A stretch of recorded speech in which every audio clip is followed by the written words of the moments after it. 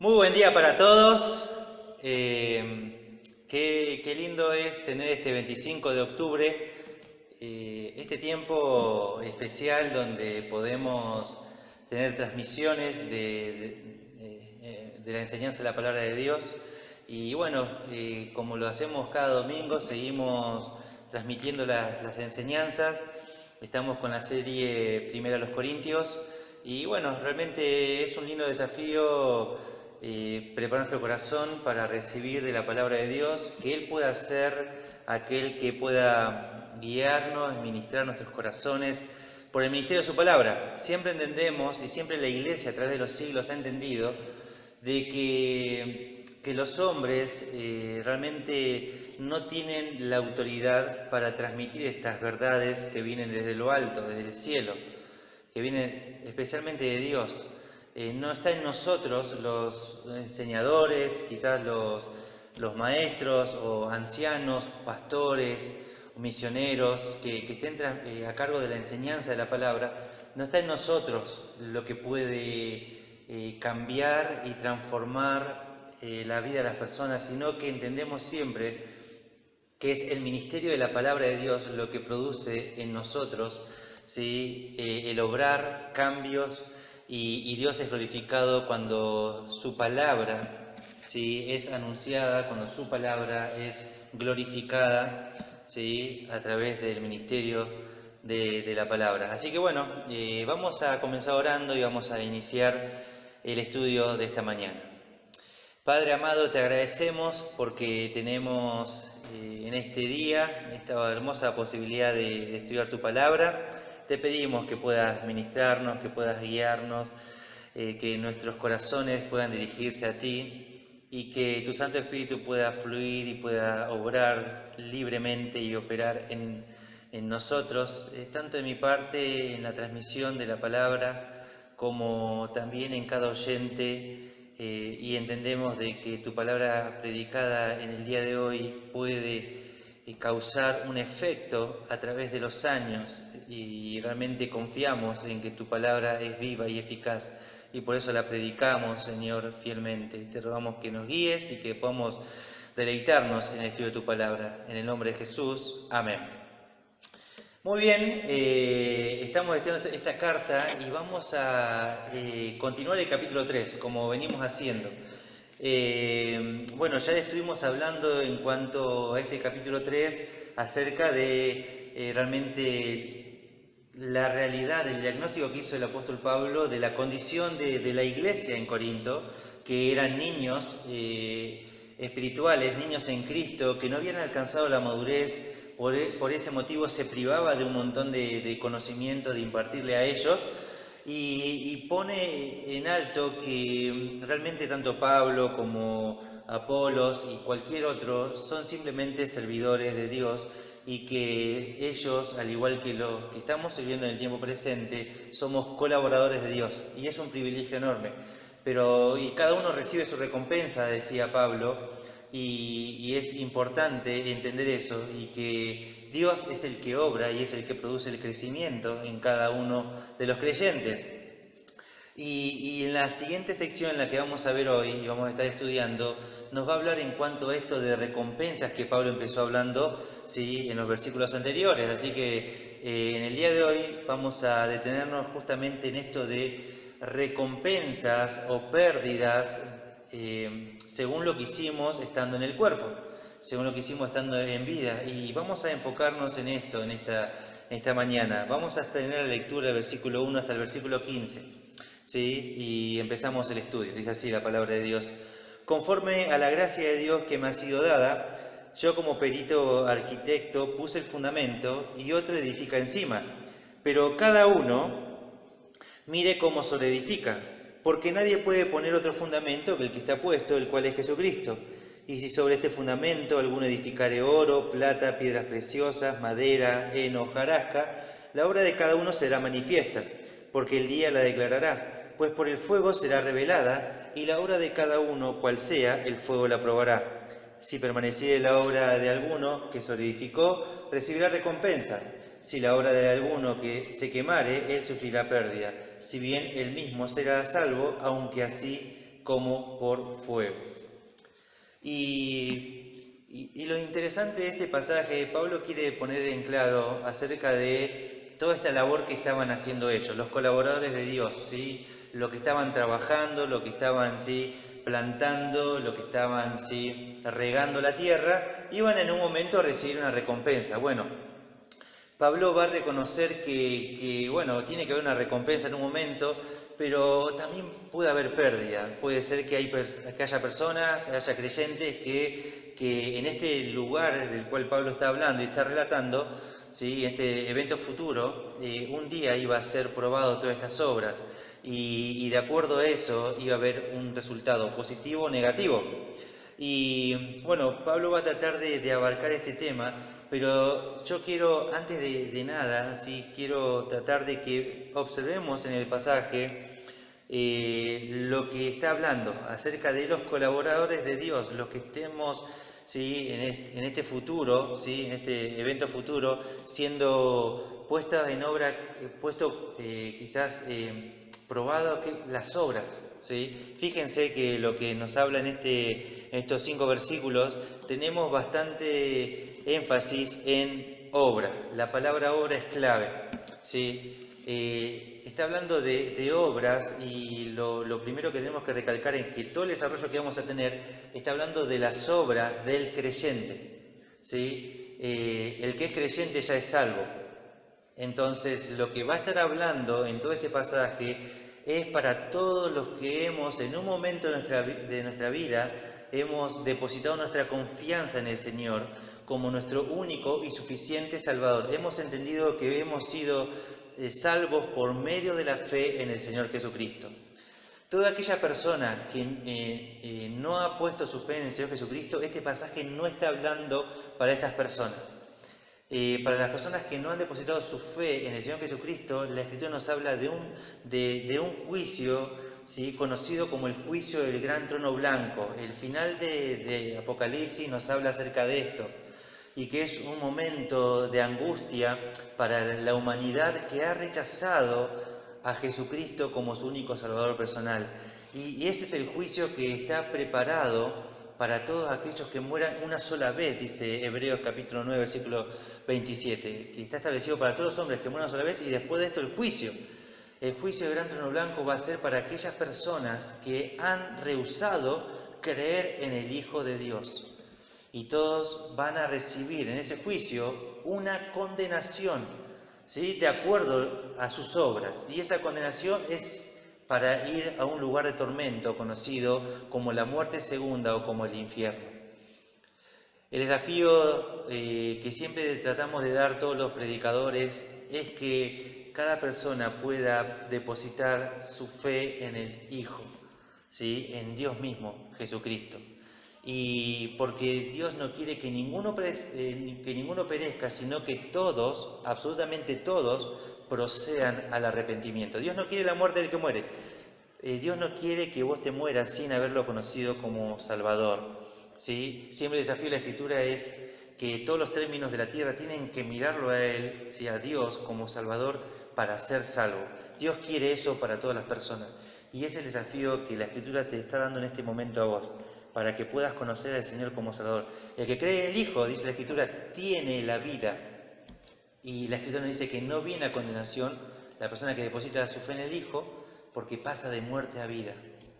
No es por tus obras, es por creer en la obra del Hijo, ¿sí?, que Él estuvo dispuesto a morir en esa cruz para salvarte y perdonarte de todos tus pecados. Él murió conforme a las Escrituras, fue sepultado, pero resucitó al tercer día, conforme a la Escritura. Y es un Dios vivo el que predicamos y que anunciamos siempre los hijos de Dios. Pero este pasaje no está hablando para los que no son salvos. El pasaje que estamos estudiando en 1 Corintios es para todos los que hemos conocido al Señor en un momento de nuestra vida.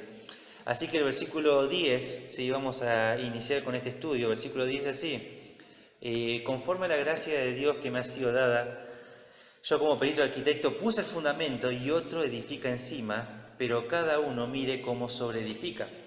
Así que está hablando Pablo a la iglesia, a los creyentes, la iglesia en Corinto está hablando, y por consiguiente a nosotros también en el tiempo presente. Y dice Pablo, conforme a la gracia de Dios que me ha sido dada, ¿sí? Va a reconocer de que él recibió algo de parte de Dios y fue esto dado por gracia. Cada persona recibe de parte de Dios la gracia para una obra, para hacer una obra en nombre o para Dios también, ¿sí? Y Pablo reconoce que él recibió de Dios esta gracia, ¿sí? Y dice que yo como perito arquitecto puse el fundamento.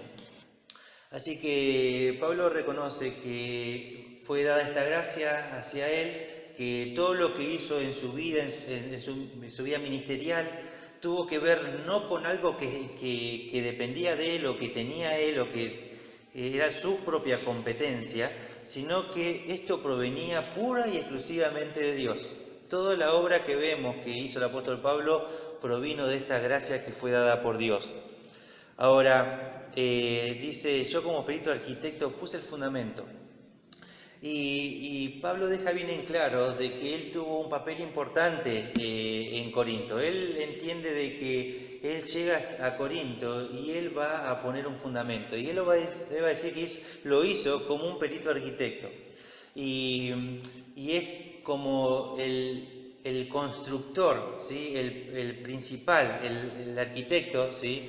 Dice acá, como la persona que decidió, ¿sí? qué fundamento colocar. De él dependía este fundamento, de colocarlo. No él no era el fundamento, ¿sí? Sino que él decidió cuál fundamento utilizar. Porque, bueno, cada cuestiones de construcción, cada obra va a requerir, ¿sí? determinados materiales y también un fundamento sobre el cual se va a edificar toda esa construcción, ¿sí? Y Pablo va a decir que él echó un fundamento en este lugar, ¿sí? Y que él lo echó. Y esto lo tuvo solamente por gracia, esta capacidad de Dios, ¿sí? Y gracias a Dios, porque el fundamento que puso Pablo, como pusieron otros apóstoles y profetas, han sido fiel y han sido el fundamento que Dios estableció para su iglesia, porque a pesar de tener más de 2000 años la iglesia, ¿sí? y a pesar de tanta oposición, tanto de Satanás como de tantos hombres, la iglesia sigue estando firme, porque el mismo Señor Jesucristo, ¿sí? prometió, ¿sí? la expresión sobre esta roca edificaré mi iglesia. Sobre él mismo estaba edificando su iglesia, sobre la verdad de que él era, ¿sí? justamente el Hijo del Dios viviente, ¿no? Y realmente nosotros cuando vemos todo esto, vemos que él está edificando su iglesia. Y ese fundamento que echó Pablo fue el dado por el Señor Jesucristo.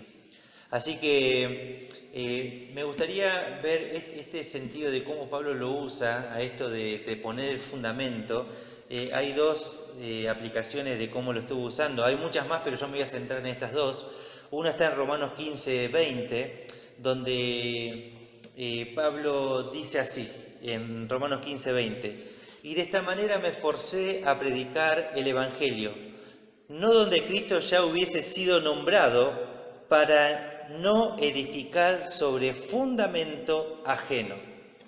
Así que Pablo, cuando trazó su agenda misionera para llegar al Imperio Romano, él dice, yo decidí ir a lugares donde nadie puso un fundamento, y entonces fui a estos lugares, para que nadie diga, no, esta obra fue así, dada de esta manera porque la puso otro. Y Pablo dice, no, yo fui a lugares donde no había sido puesto este fundamento. Así que él fue a determinados lugares y echó el fundamento. Los inicios de esta gran obra de la iglesia, ¿sí? Él estaba yendo a diferentes lugares y él tuvo un ministerio itinerante, iba de un lugar a otro y no duraba mucho tiempo en estos lugares. Él estaba solo un tiempo muy corto y después continuaba. Ahora, todo esto era dado así porque él entendía de que el Señor lo había llamado a esta obra. Entonces hubo determinados momentos como Corinto, como Éfeso, como algún lugar donde quizás los pusieron en una prisión o en cárcel o privaron de su libertad, donde él pasó más tiempo, pero si no, él iba, ponía el fundamento, predicaba y salía hacia otro lugar. Luego vemos en Efesios 2:20 que también utiliza Pablo este concepto de fundamento, ¿sí? Y está relacionado con la enseñanza que eran dadas por cualquier apóstol, ¿sí? De los que habían estado con el Señor, como de él mismo, y luego también añade a esto, junto con ellos, los profetas de ese momento. Y dice Efesios 2:20, edificados sobre el fundamento de los apóstoles y profetas, siendo la principal piedra del ángulo Jesucristo mismo. Y ahí en Efesios 2:20 nos deja bien en claro que este fundamento, ¿sí? Es el que pusieron los apóstoles y los profetas que rodeaban a esos apóstoles en la iglesia del primer siglo, y eso, el fundamento, se echa, ¿sí? Una sola vez. En la historia de la iglesia, el fundamento se echó en ese momento de la historia.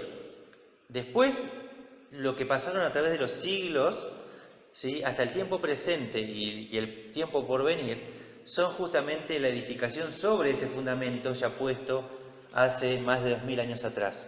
Así que tenemos acá nosotros esta gran verdad de que el fundamento, ¿sí? Es usado, ¿sí? En cuestión de echarlo en cada lugar donde se va a predicar, pero también que fue echado en un momento de la historia. Ahora, cuando hablamos de esto del fundamento, ¿sí? Fíjense que dice, y otro edifica encima. Así que Pablo, en este caso, no está diciendo, ¿sí? Recuerdan que antes Pablo había dicho, yo planté, Apolos regó, pero el crecimiento lo ha dado Dios. Bueno, en este caso no está diciendo quién es el que edifica arriba, ¿sí? Así que no vamos a decir que fue Apolos, no vamos a decir porque la Escritura no lo está diciendo, ¿sí? Lo que entendemos de que hay otros que van a edificar sobre ese fundamento que fue echado. Lo que podemos llegar a decir por el contexto, que el fundamento del cual Pablo habla, tiene que ver con lo que veíamos de Romanos 15:20. Es llegar a un lugar, echar el fundamento y después viene otro y edifica encima de ese fundamento, ¿sí? La fundación de una iglesia comienza por medio de la evangelización y el discipulado en esos lugares, pero después, ¿sí? Tras los años, viene otro y edifica encima. Así que Pablo luego dice que otro va a edificar encima. Puede ser cualquier persona, puede ser cualquier persona que se someta a Dios como su siervo, como siervo de Dios. Puede hacerlo quizás como ministerio público del diaconado o ser un anciano, y puede realmente bendecir y edificar encima. Y luego Pablo va a decir acá, va a dar como una pequeña advertencia en todo esto, dice, pero cada uno mire cómo sobreedifica.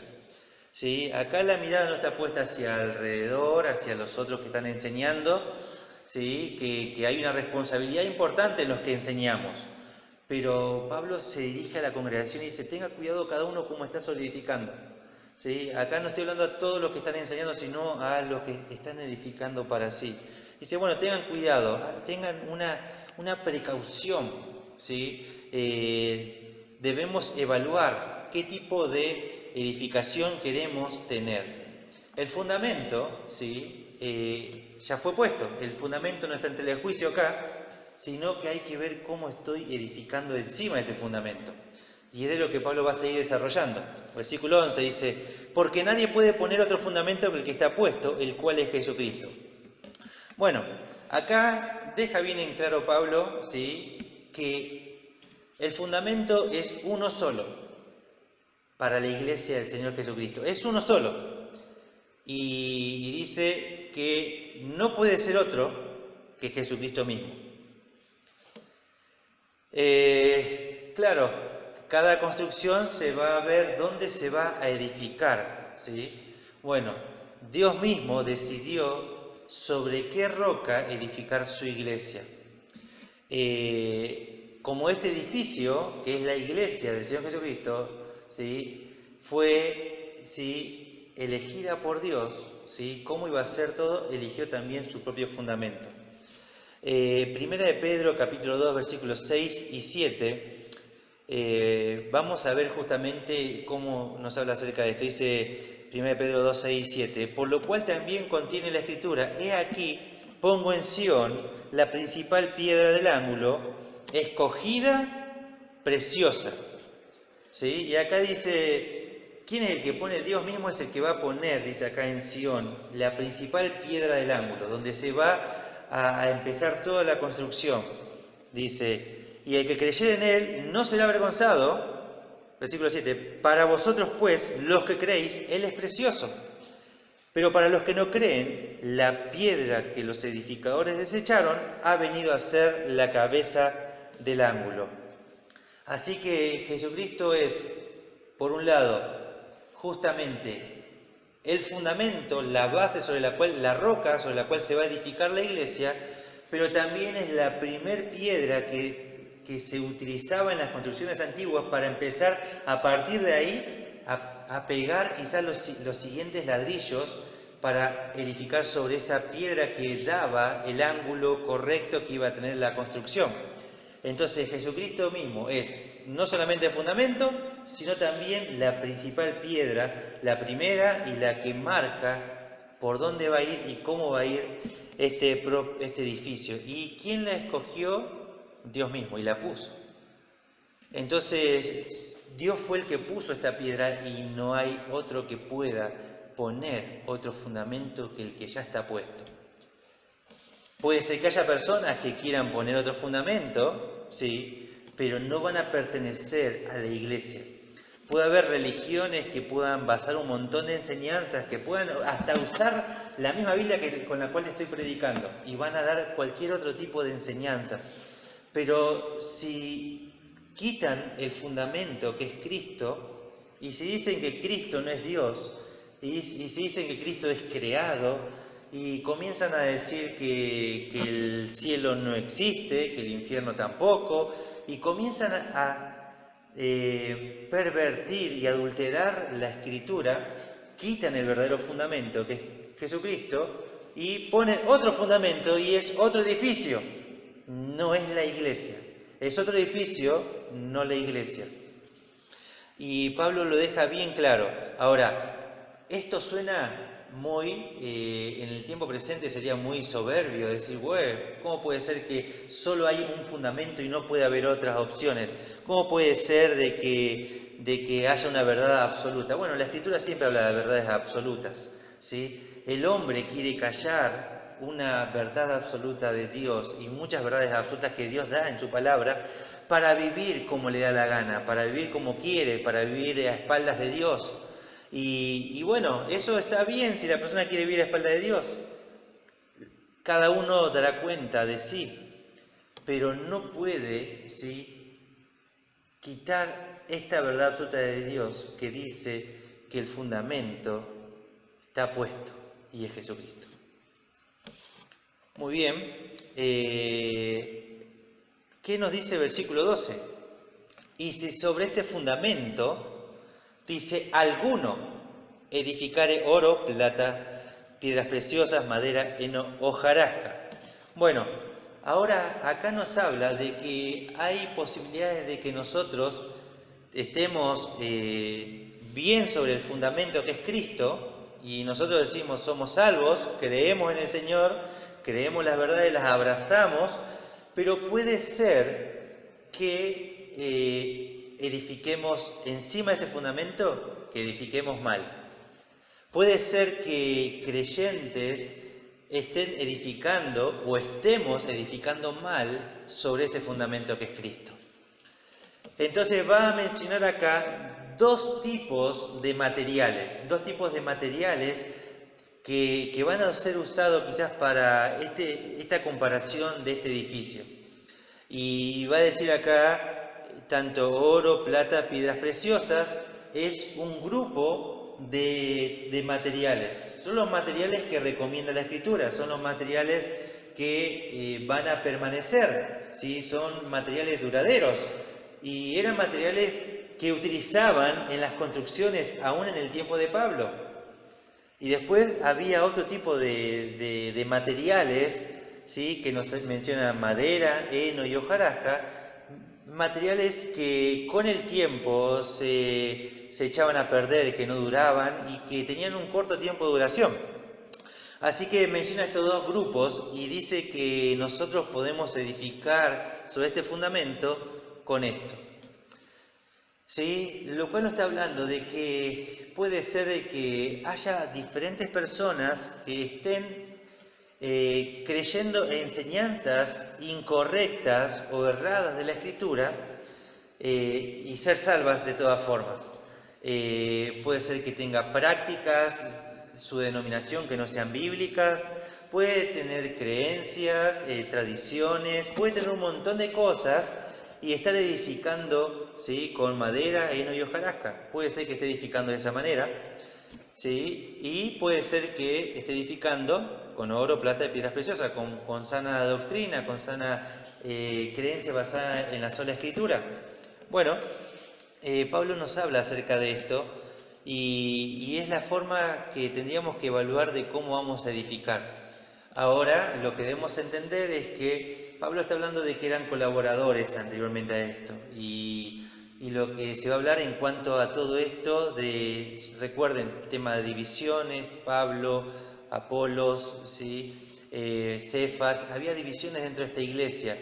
Y puede ser que haya personas que estaban injertando enseñanzas erróneas y Pablo tiene que decir que no hay otro fundamento que el que está puesto. Puede ser que haya diferentes corrientes de enseñanza basadas en una sabiduría humana y aún basadas en el judaísmo o conceptos del Antiguo Testamento que querían meterlo e injertarlo dentro de la iglesia y Pablo va a decir que tendrían que ver cómo iban a estar edificando sobre este fundamento y que deberían tener cuidado.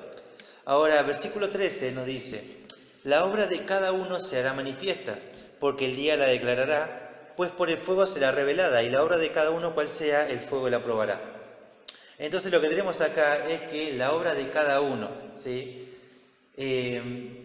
Si bien nosotros como iglesia un montón de veces transmitimos el valor fundamental que es la familia, la honra a los padres y cómo deben los hijos obedecer al Señor, ¿sí? A sus padres en todo, y siempre predicamos esto y realmente la Escritura nos habla de esto, pero en momentos como este la Escritura nos lleva a que la responsabilidad es personal, es cada uno. En este día futuro del cual Pablo está hablando, no va a haber ni padres, ni esposos, ni esposas, no va a haber ni gobernantes, ni nadie, solo va a haber una sola persona, ¿sí? Rindiendo cuenta de sus obras. Eso quiere decir que más allá de una responsabilidad colectiva a través de una familia, de una sociedad o de una iglesia, vos y yo un día estaremos delante del Señor Jesucristo presenciando este evento y con nuestras obras delante nuestro. Y es por eso que en reiteradas oportunidades a la congregación del Vivero me he dirigido, ¿sí? No colectivamente, sino una responsabilidad personal de hijos, ¿sí? Independientemente de lo que sus padres digan o piensen. Me he dirigido a esposas, independientemente de lo que sus esposos piensen, y me he dirigido también a esposos, más allá de sus esposas, ¿sí? Porque la responsabilidad siempre es personal delante del Señor. Y dice, cada uno, ¿sí? La obra de cada uno se hará manifiesta, ¿sí? Lo que está diciendo acá es que va a haber un momento donde estas obras van a ser puestas, ¿sí? Al descubierto, ¿sí? Es como que de alguna manera de pronto se ve todo. Y dice, ¿cómo es que se va a dar todo esto? Dice, el día la declarará, pues por el fuego será revelada. Así que vieron que muchas veces cuando de pronto es de noche y se corta la luz y no hay luces y hay cosas que no vemos con total claridad. Y realmente nos encontramos en semejante oscuridad que no vemos con claridad cosas. Y de pronto cuando se hace de día uno comienza a ver hasta detalles mínimos que la vista puede captar. Bueno, acá dice que en este momento que las obras de cada uno van a ser manifiestas, el día va a poner en evidencia y va a declarar estas obras, cómo fueron hechas o qué es lo que estaba diciendo, la motivación o la obra en sí. El día la declarará, pues por el fuego será revelada, por el fuego será puesta en evidencia a la luz, dice, y la obra de cada uno, cual sea, el fuego la probará. No importa qué tipo de obra pueda llegar a ser.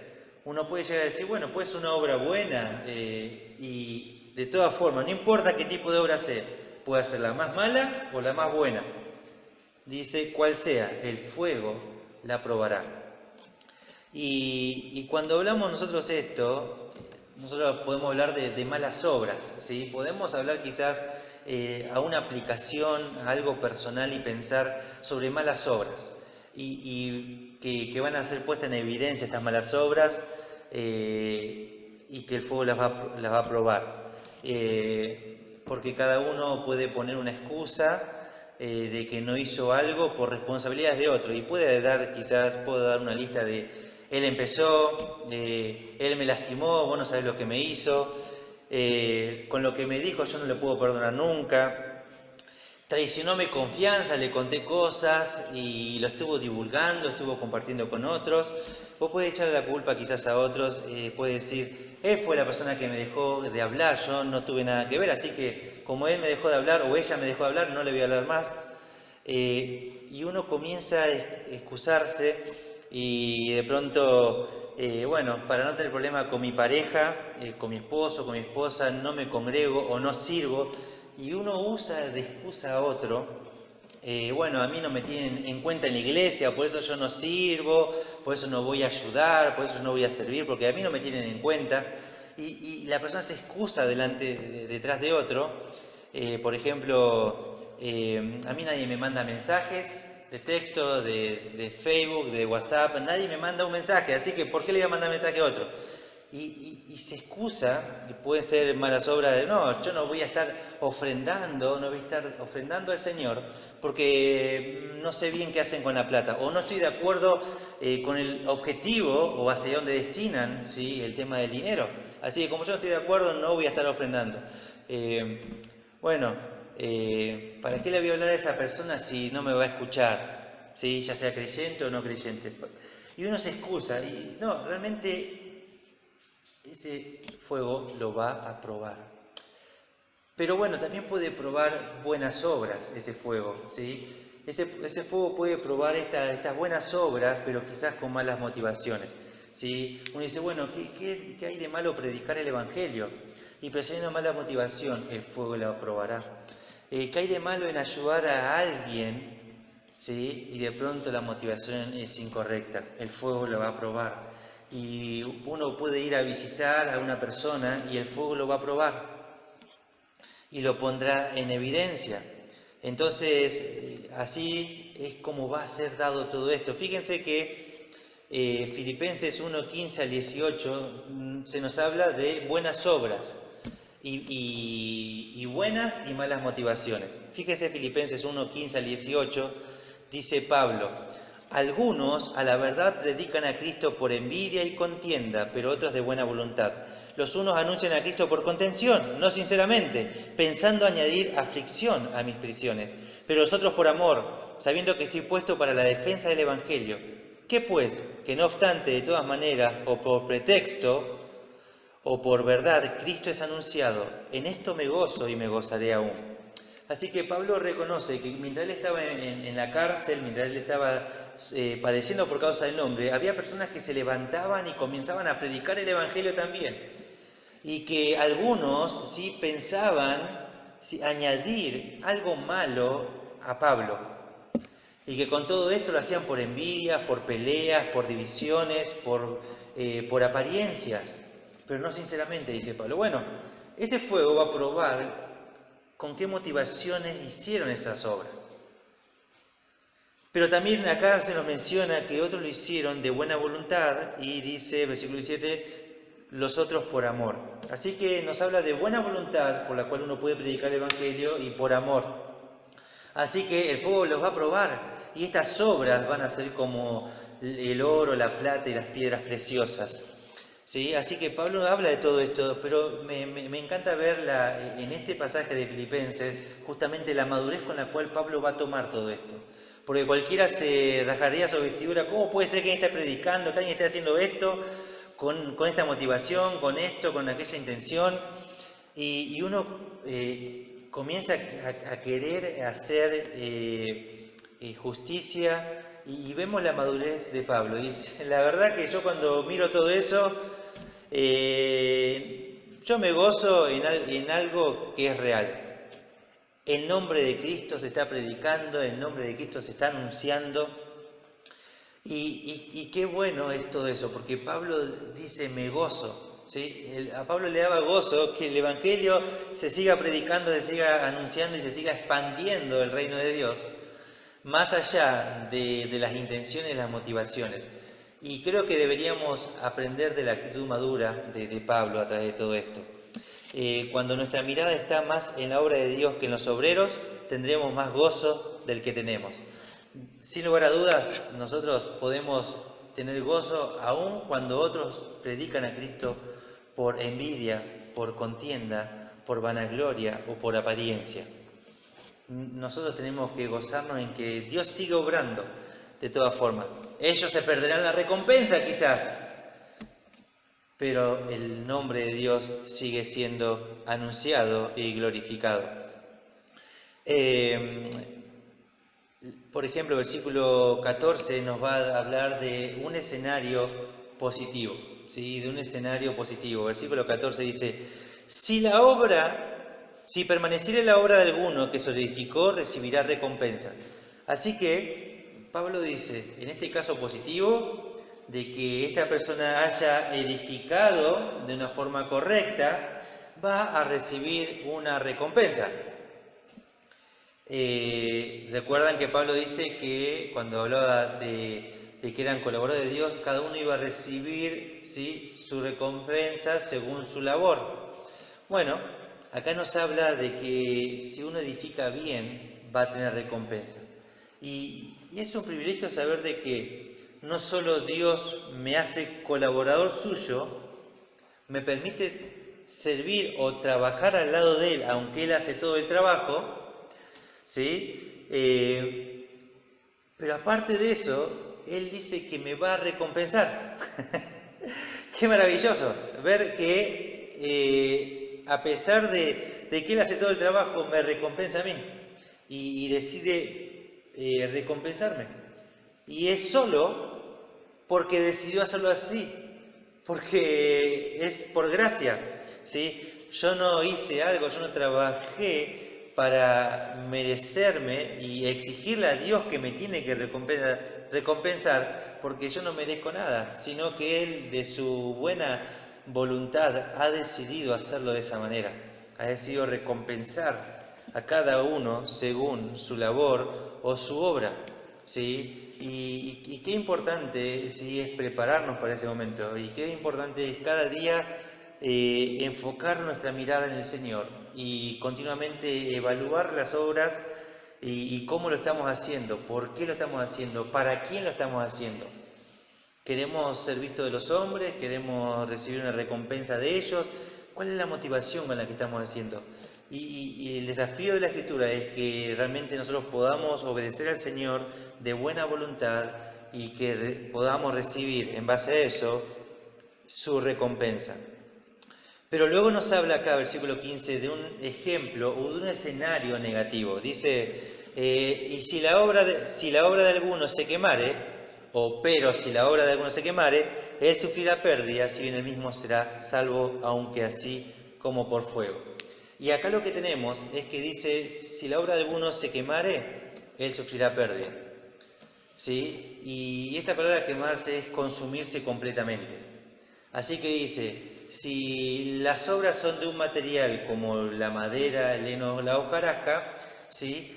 Cuando el fuego llegue en ese momento, ¿sí? Se va a consumir completamente, no va a quedar nada, ¿sí? Los argentinos nos gusta hacer asado. Hubo un tiempo donde Argentina todos los domingos se comía asado, ¿sí? Años de oro, años gloriosos. Bueno, ya quedan en la memoria nomás y de hermosos recuerdos para algunos. Pero ya hoy hablar de asado es todo un presupuesto, pero de vez en cuando los argentinos, como buenos argentinos que somos, nos damos el gustito. Y cuando comenzamos a preparar el fuego y cuando preparamos todo eso, enseguida tenemos que ir avivando el fuego y poniendo más carbón o leña, ¿sí? Porque de pronto se va consumiendo todo. Y vos vas moviendo todo ahí y te das cuenta que no queda nada. Se consume completamente. Bueno, acá dice que estas obras, que si nosotros hacemos malas obras o apariencia de buenas obras, pero no lo son, ya sea por motivación o por no estar basada en la Escritura, ¿sí? Esa obra, en la forma que Dios estableció que se haga, se consume completamente. Así que la persona queda frente a esa obra o a esas obras que hizo en vida y de pronto mira ahí y no hay nada. Se consumió todo. Así que lo que dice la Escritura es que él sufre pérdida. ¿Sí? O sea, ¿pérdida de qué? De esta recompensa que el Dios de gloria quiere darle. Recibe esta pérdida, ¿sí? Simplemente se queda ahí sin nada, sin recompensa. Ahora, veamos otro ejemplo de malas motivaciones. Ahí el Señor Jesucristo en su ministerio terrenal, en Mateo capítulo 6, versículo 1 al 6, nos relata un escenario que él veía muy a menudo mientras estaba haciendo su ministerio. Dice Mateo 6, del 1 al 6, guardaos de hacer vuestra justicia delante de los hombres. O sea, vuestra justicia son las obras. Y luego dice, para ser visto de ellos. Y ahí es la motivación de esas obras. Dice, para ser visto de ellos. De otra manera, no tendréis recompensa de vuestro Padre que está en los cielos. ¿Por qué? ¿Sí? ¿Por qué habla esto? Dice, bueno, el pasaje mismo nos da la respuesta. Versículo 2. Cuando pues des limosna, no hagas tocar trompeta delante de ti como hacen los hipócritas en las sinagogas y en las calles, para ser vistos o alabados por los hombres. O sea, la motivación se pone en evidencia. De cierto os digo que ya tienen, ¿qué cosa? Su recompensa. Dice que estas personas hacen obras esperando recibir una recompensa de hombres. Y la reciben la adulación, la proclamación, el festejo de estas personas, y ahí tienen su recompensa. Versículo 3, mas cuando tú des limosna, no sepa tu izquierda lo que hace tu derecha, para que sea tu limosna en secreto, y tu Padre que ve en lo secreto te recompensará en público. Y cuando ores, no seas como los hipócritas, porque ellos aman el orar en pie en las sinagogas y en las esquinas de las calles para, luego en motivación, para ser vistos de los hombres. De cierto os digo que ya tienen su recompensa, mas pero tú, cuando ores, entra a tu aposento y cerrada la puerta, ora a tu Padre que está en secreto, y tu Padre que me ve en lo secreto te recompensará en público. Así que el Señor habla acerca de un mal ejemplo que tenían ellos a la vista. Eran justamente estos hombres, estos religiosos, que hacían su propia justicia con una mala motivación, ¿sí? Y tenían su propia recompensa, y el Señor desafía a sus oyentes, a sus discípulos, a que cuando van a hacer algún tipo de obra, la hagan con la motivación correcta, con el objetivo que sea para el Señor. Y del Señor recibiré la recompensa, dice Él. Ahora, esa es la enseñanza que el Señor estuvo dando. Lamentablemente, hay personas, hay creyentes que han tergiversado esta expresión que dice, no sepa, versículo 3, no sepa tu izquierda lo que hace tu derecha. Hay personas que no quieren hacer nada, ¿sí? que no quieren hacer nada en público, que no quieren ofrendar o no quieren quizás diezmar o hacer algo o algún compromiso en la congregación en la que participes y te congregues, porque si no, nadie puede saber, porque si no me pierdo la recompensa de mi Padre que está en los cielos. De ninguna manera esa fue la enseñanza. Voy a dar 4 argumentos. El primero de ellos, el Señor Jesús no prohibió los diezmos. En ningún momento el Señor Jesús dijo que el pueblo de Israel tenía que no dar diezmos. Cuando todas las familias presentaban sus diezmos, ahí siempre había un hombre que recibía esos diezmos. Está bien, eran animales y demás, pero eran o parte de la cosecha y todo eso. Había personas que sabían lo que esta familia estaban dando. Así que en ningún momento el Señor Jesús prohibió eso. Eso era algo común y nunca se negó eso. Tampoco el Señor prohibió dar limosnas. ¿Sí? Acá citamos el ejemplo, dice, cuando tú des, o sea que tenemos que dar. El hecho de dar limosnas, o había lugares en el templo para poner, ¿sí?, lo que eran como ofrendas solidarias o limosnas, que tenían diferentes usos en el templo y en la nación, ¿sí? Y eran lugares públicos donde concurría gente, no era como el cuarto oscuro como se vota acá en Argentina, donde vos entrás y votás en una urna, ¿sí?, y nadie está viendo cuál es tu voto. No, ese lugar estaba ubicado en el templo, en un lugar público, así que había personas que veían todo esto. El problema es que había hipócritas que cuando iban a dar, hacían sonar trompetas o comenzaban a hacer ruidos para que todo comience, se den vuelta y miren, mirá cuánto está poniendo, y ponían, y ahí era para ser visto por los hombres. Pero cuando uno lo daba públicamente. Por eso es que Marcos 12, 41 y 44 se nos cita el ejemplo del conocido ejemplo de la viuda. Dice Marcos 12, 41 y 44. Estando Jesús sentado delante del arca de la ofrenda, no está hablando de diezmo, de ofrenda, que son estas voluntarias que estamos hablando, miraba cómo el pueblo echaba dinero en el arca, y muchos ricos echaban mucho. Así que era un lugar público, la Escritura sostiene esto, y vino una viuda pobre y echó 2 blancas, o sea, un cuadrante. Entonces, llamando a sus discípulos, les dijo, de cierto os digo que esta viuda pobre echó más que todos los que han echado en el arca, porque todos han echado de lo que les sobra, pero esta de su pobreza echó todo lo que tenía, todo su sustento. Y acá vemos eso, que era algo público, que otros veían.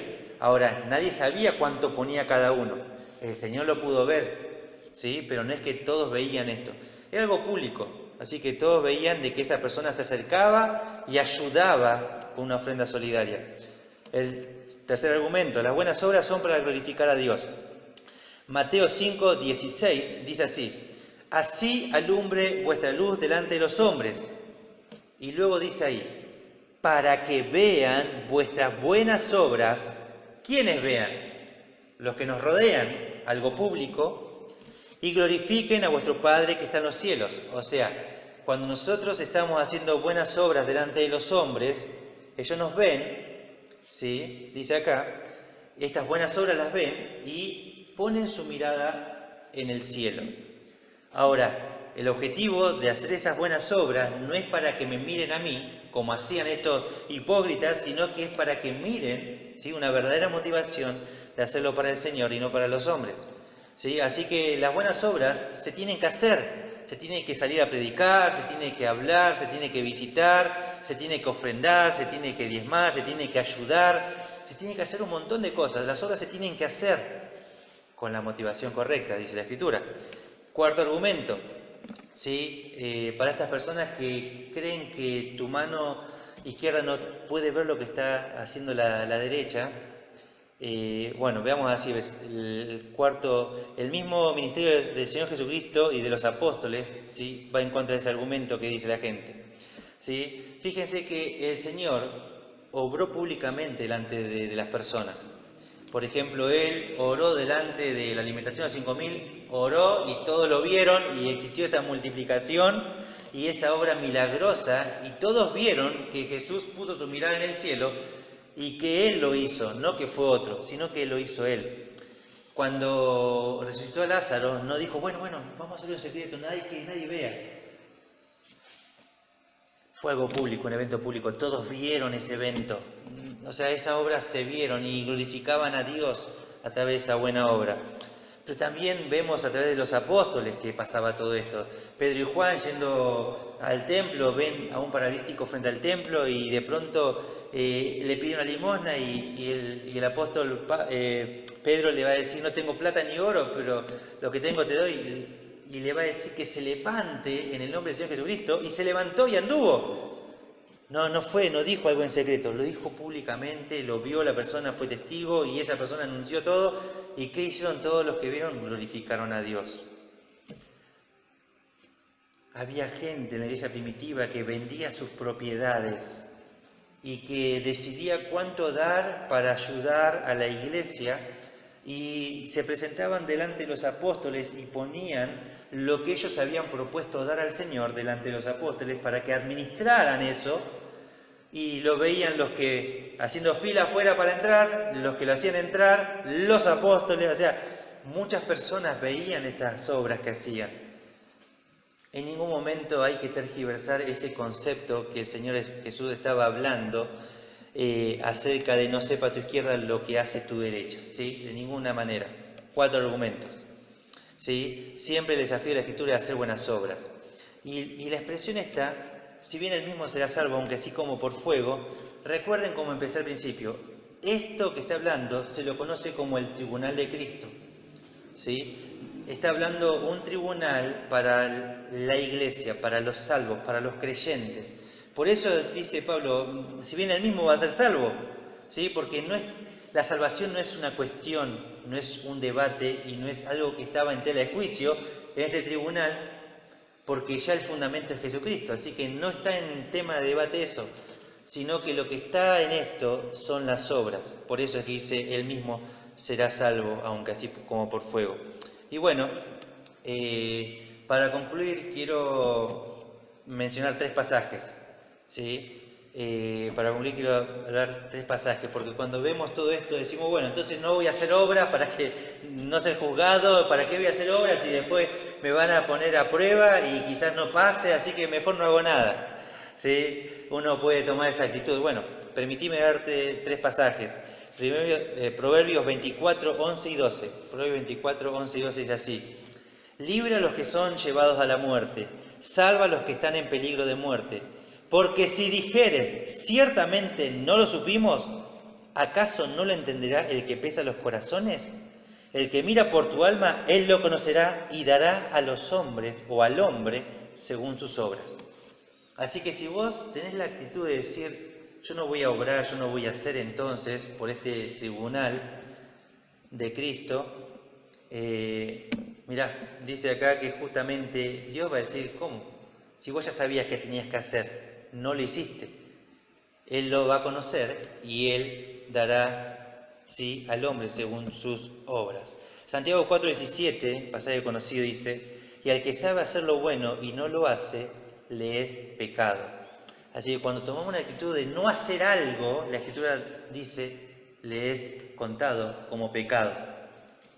Primero a los Corintios 9, 16 y 17, ¿sí? Pablo mismo en esta misma carta que estamos estudiando dice, pues si anuncio el Evangelio, no tengo por qué gloriarme, porque me es impuesta necesidad, y ay de mí si no anunciar el Evangelio. Por lo cual, si lo hago de buena voluntad, recompensa tendré. Lo que venimos hablando en este capítulo 3. Si lo hago de buena voluntad o con una buena motivación, recompensa tendré. Pero si de mala voluntad o mala motivación, la comisión me ha sido encomendada. En ningún momento es una opción para el creyente no obedecer a Dios. El creyente solo tiene una opción. Nosotros solo tenemos una opción, que es obedecer a Dios. Y eso es lo que Dios espera de nosotros, y es lo que va a demandar de nosotros. Ahora, a lo sumo lo que te perderás será la recompensa, pero estás obligado por la Escritura y por Dios mismo a obedecer vos y yo lo que Dios ha declarado a través de su palabra escrita. Y hermanos, cuando uno estudia todo esto, uno reconoce de que, bueno, mejor es que nosotros evaluemos continuamente lo que estamos haciendo para que nosotros juzguemos acá en la tierra y podamos cambiar y recibir el día de mañana recompensa, ¿sí? Y no que el día de mañana sean juzgadas nuestras obras y solo recibamos pérdida de recompensa. Que el Señor nos ayude a vivir de tal manera que el día de mañana sí recibamos recompensa de parte de nuestro Señor y Salvador Jesucristo. Y que diga, ¿no?, la expresión: bien, buen siervo fiel, en lo poco has sido fiel, en lo mucho te pondré. Qué palabras maravillosas para terminar este estudio. Oramos juntos para terminar. Padre, te damos gracias por tu palabra, gracias por estudiar tu palabra escrita y gracias porque tu Santo Espíritu puede guiarnos a toda verdad y realmente nos desafía a vivir pensando en cómo obramos, cómo actuamos, y realmente el verdadero desafío de parte de tu Escritura es que podamos hacerlo de buena voluntad, Señor, para recibir el día de mañana recompensa de parte tuya y que podamos presentar nuestras coronas delante de ti, Señor. Gracias te damos por todo. Guíanos en el resto del día y te damos gracias por tu palabra. En nombre de Jesús, amén.